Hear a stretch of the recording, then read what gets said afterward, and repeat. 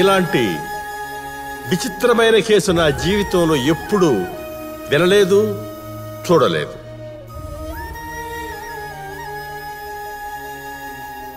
అందువల్ల తీర్పు ఏం చెప్పాలో కూడా అర్థం కావటం లేదయ్యా. నాకు అర్థమైంది సార్. నేను చెప్పే ఈ వాదంలో ఆ దొంగల్లో నేను ఒకనని మీరు అనుకోవచ్చు సార్. కానీ ఇక్కడ విషయం ఏంటంటే, మీరందరూ అనుకున్నట్టు ఆ 15 మందితోనే కథ ముగిసిపోద్ది అనుకుంటే నేను ఆ రోజే వాళ్ళని పట్టించి వదిలేసేవాడిని సార్. కానీ వీళ్ళందరినీ దాటి ఒక దొంగ నా కొడుకున్నాడు సార్. అది మీ అందరికీ అర్థమయ్యేలా చెప్పడానికి నేను ఇక్కడ దాకా వచ్చాను సార్.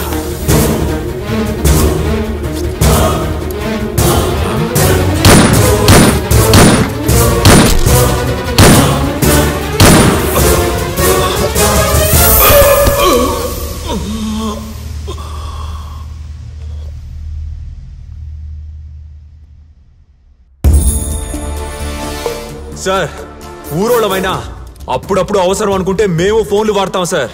మీకు కావాల్సిన ప్రూఫ్లన్నీ ఇందులో ఉన్నాయి.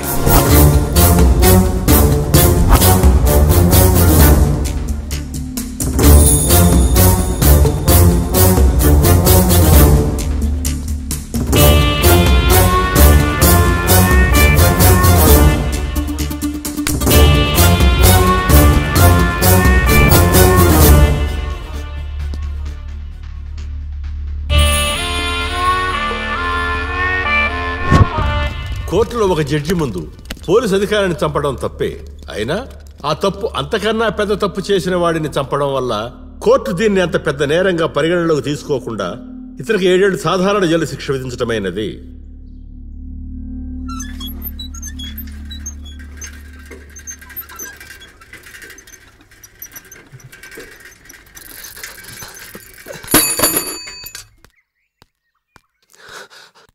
అమ్మయ్యా, ఉన్నావా?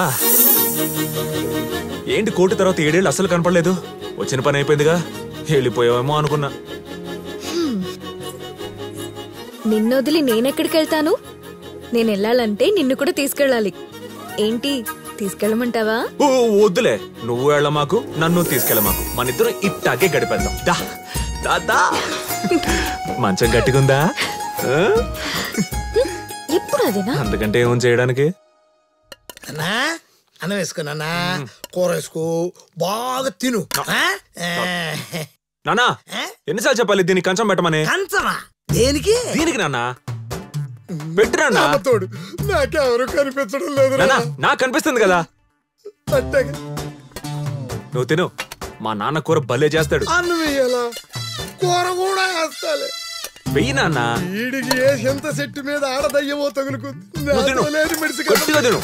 అదిరిపోద్ది.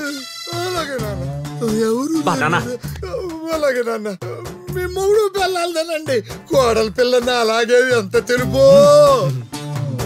తిను, బాగా కలుపుకో. నేను పెట్టనా? ఈ సువర్ణకి పూజలు ఎక్కువై నాకు పనులు పెంచింది.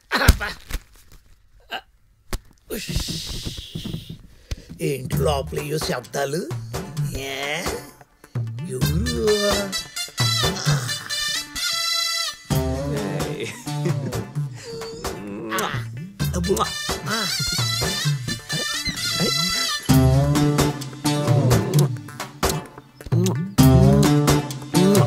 పార్వతి, ఏంటి తొందరగా ఉన్నావు?